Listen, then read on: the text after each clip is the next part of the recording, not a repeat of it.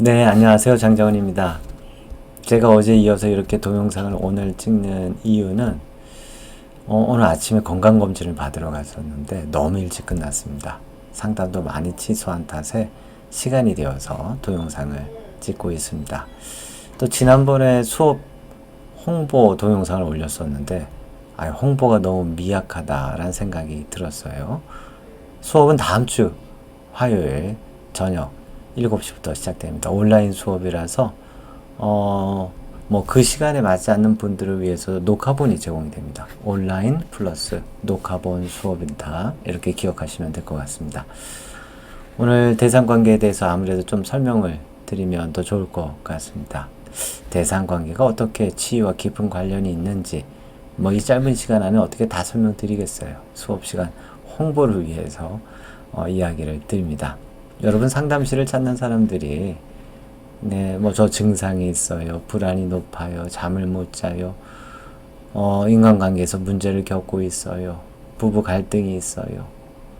여러 가지 이 어떤 마음의 문제와 증상으로 우리를 찾아오는 게 사실입니다.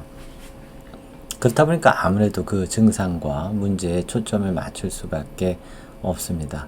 하지만 결국에는요, 이 증상이라고 하는 것은 이 내담자가 그동안 살아왔던 삶에 대한 일종의 문제 제기일 수도 있고요. 삶의 다양한 의미가 함축되어 있는 것이기도 합니다. 여러분 대상포진 걸려보시면 그게 얼마나 아프고 고통스럽습니까? 이거 빨리 치유되길 원하죠. 하지만 그 대상포진은 우리를 보호하는 일종의 중요한 증상이 될 수도 있어요. 또한 그것은 우리의 삶에 그동안 살아왔던 방식이나 태도에 대한 일종의 어떤 중요한 성찰해 봐야 할 그런 문제 제기를 주고 있다라고 볼 수 있습니다.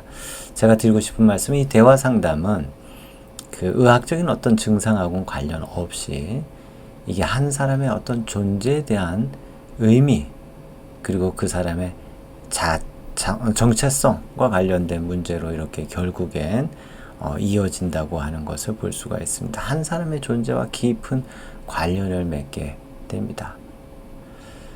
그렇기 때문에 인지 왜곡이라든가 문제 해결 중심으로 이 내담자의 문제를 접근했을 때에 그래요. 그것이 꼭 잘못됐다고 저는 말씀드리고 싶지 않습니다. 물론 이 영상에서 어떨 때 이 인지 왜곡과 문제 해결 수정, 인지 왜곡 수정이나 문제 해결이 도움이 될 수 있는지를 말씀을 드리도록 하겠습니다. 그러나 1차적으로 인지 왜곡 수정이나 문제 해결이라고 하는 것은 마음의 문제 그리고 증상에 초점을 맞추고 있기 때문에 정신분석에서는 일종 이것을 부분 대상 관계로 봅니다. 그렇죠? 그리고 상호 주관적인 관점이 아니라 상담자는 전문가, 내담자는 뭐 환자나 혹은 비전문가 이런 구조 안에서는 이게 부분 대상 관계가 고착이 돼요. 결국은 뭐 증상이 좋아졌다고 하더라도 또 어떤 삶의 문제가 좋아졌다고 하더라도 여러분 이것이 결국에는 또 다른 차원으로 나타나게 되어 있습니다. 왜냐하면 이 존재에 대한 이야기를 하고 있지 않기 때문입니다. 이 대상관계 이론에서는 결국 중요한 것은 그 사람의 존재입니다. 그 증상과 또 어떤 마음의 문제라고 우리에게 호소하는 것들은 그 사람의 한 삶의 평생에 살아왔던 태도 그리고 인생의 방향 이런 것들에 있어서 아주 중요한 의미와 문제 제기를 하고 있기 때문에 그렇습니다. 그것 자체만 다룬다고 한다면 어려움을 겪을 수가 있습니다. 이후에 더 큰 어려움이 나올 수가 있다는 거예요. 그래서 정신분석 역사에서는 이런 게 있습니다. 그런 증상이 좋아졌어요. 마음의 문제가 일시적으로 나아졌어요. 그렇다가 이제 상담을 종료해서 자신의 삶을 살아가다가 이제 보니까 또 본래 문제가 다른 영역에서 나타난단 말이에요. 그러면서 뭐라고 이야기하냐면 내가 이렇게 좋은 상담자 만났는데 내가 이렇게 좋은 사람을 만나서 치료 과정을 겪었는데도 본래보다 더 나빠졌으니 이걸 어떡하나 나는 역시 정말 나쁜 인간이야 좋지 않는 인간이야 라고 생각하게 되어서 더 큰 문제를 야기한다는 것을 이 자료들이 많이 보고해 주고 있습니다. 연구들이 있습니다. 그렇기 때문에 결국 이 대화 상담이라고 하는 것에서 대상 관계를 다룰 수밖에 없는 이유는 그 안에 그 사람의 삶의 의미, 그리고 삶에 대한 그 사람의 태도, 이런 것들이 모두 고스란히 녹아 있기 때문입니다. 대상 관계를 다루어야 좀 더 본질적인 치유 과정에 접근할 수 있다고 저는 말씀드릴 수 있습니다. 그리고 지난 시간에도 말씀드렸듯이 이 대상 관계는 그냥 이 내담자가 외부에 어떤 사람들과 관계 맺고 있는 과정에서 일어나고 있는 그런 대상 관계만을 다루는 것이 아닙니다. 지금 여기에서도요, 상담자와 이 내담자의 관계 속에서도 그 대상 관계가 드러납니다. 그걸 다루는 거예요. 그걸 다룬다는 것은 참 복잡한 의미를 가집니다. 그것을 해석해주는, 너의 이 대상 관계는 이거야. 이것이 각종의 문제들, 증상들을 만들어내고 있어. 이렇게 이야기하는 것이 아니라고 지난 시간에 말씀드렸어요. 오늘도 한 가지 예시를 드리면 좋을 것 같습니다. 수치심을 많이 느끼는 한 사람이 있다고 생각해 봅시다. 또 이렇게 수치심을 자주 느끼게 되면 어떻게 되겠습니까? 친구들과의 관계로부터도 이렇게 고립이 됩니다. 그리고 잘 나가려고 하지도 않아요. 회피하려고 하려는 특징이 나타납니다. 겉으로 보이기에는 수치심이 많고 혼자 고립되어 가는 것처럼 보이지만, 이런 분들 제가 만나보면은요, 그 마음속에 깊이 들어가 보면 정말 별처럼 빛나고 싶어 하는 마음, 정말 크게 되려고 하는 마음, 이건 뭐 저도 마찬가지예요. 정말 그 존재가 부각되려고 하려는 장대한 환상이라든가 그런 마음을 갖고 있어요. 이제 인지 왜곡이나 문제 해결 방식으로 이렇게 접근하시게 되면은 어떻게 될까요? 수치심 느끼지 않아도 돼요. 당신은 보세요. 좋아하는 사람들이 있기 마련이고 싫어하는 사람도 있기 마련이죠. 이렇게 접근을 하겠죠. 수치심을 초점을 맞추는 거예요. 또 고립되는 거에 초점을 맞출 거예요. 그렇게 고립되지 말고 사람들하고 한번 어울려 보세요. 사람들이랑 한번 같이 친하게 지내면서 이렇게 자신의 가치감도 올라가는 거예요.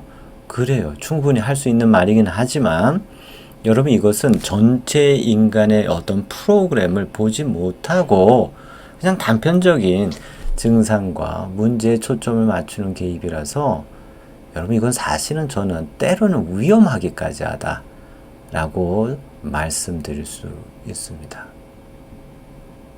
여러분, 이분이, 저는 이렇게 생각할 수 있어요. 이 비공감적 환경 속에 노출되었던 장시간이든 오랜 시간, 이 내담자가요, 자기 자신을 지키고 보호하기 위해서는 어쩔 수 없이 자신을 보호하는 여러 가지 방어 구조 혹은 보상 구조라는 말을 씁니다. 그게 형성될 수밖에 없어요. 여러분도 한번 인생을 곰곰이 돌아보세요. 참 일어나기 어려운 좌절을 경험할 때가 많지 않았습니까? 아이고, 저도요. 참 좌절을 많이 겪었어요. 저도 참 눈물이 많은 사람이에요. 제가 해병대, 입대하는 거. 저 해병대 출신입니다. 네, 이 해병대 분들 이 영상 보시면서 꼭 구독과 좋아요 눌러주시면 좋겠습니다. 해병대 714기예요. 제가 해병대 가고 싶지는 않았거든요. 저희 외삼촌들이 죄다 포항에 사시는 분들이 해병대 출신이라서 억지로 저를 남자를 만들어야 된다고 하면서 해병대를 보낸 적이 있어요. 전혀 저와 다른 환경 속에서 저는 적응해야만 합니다. 적응하기 위해서는요, 제가 바뀌지 않을 수가 없습니다. 인생의 큰 좌절, 고통을 경험하신 분들은 그걸 그대로 감내하기가 어려워요. 뭔가 그 상황에 적응해야만 합니다. 그렇게 해서 탄생하는 것이 바로 방어구조와 보상구조라고 하는 거예요. 비공감적 환경이 많았던 사람은 열심히 살아보고자 하는 완벽주의적 태도를 형성할 수 있어요. 그게 이제 내가 별처럼 빛나고 싶은 마음과 깊은 관련이 있어요. 내가 계속 그 우월감을 보상받고 싶고 그 나의 특별함을 인정받고 싶은 그런 마음이 있는 거예요. 그래서 이걸 본다고 해서 아예 그렇게 별처럼 빛나려고 하지 마세요 라고 하는 개입도 결코 좋지 않습니다. 만약 이 사람은 별처럼 빛나고 싶은 마음으로 열심히 살아가고 있고 높은 자신에 대한 기대와 요구를 갖고 있어요.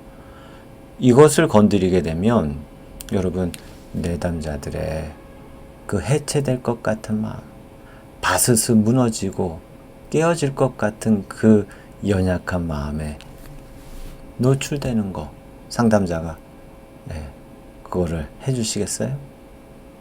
다 막아주시겠어요? 네, 그렇지 않습니다. 그러니까 이 상담이라고 하는 것은 전체 사람에 대한 깊은 이해와 공감을 기반으로 해서 시작되어야 합니다.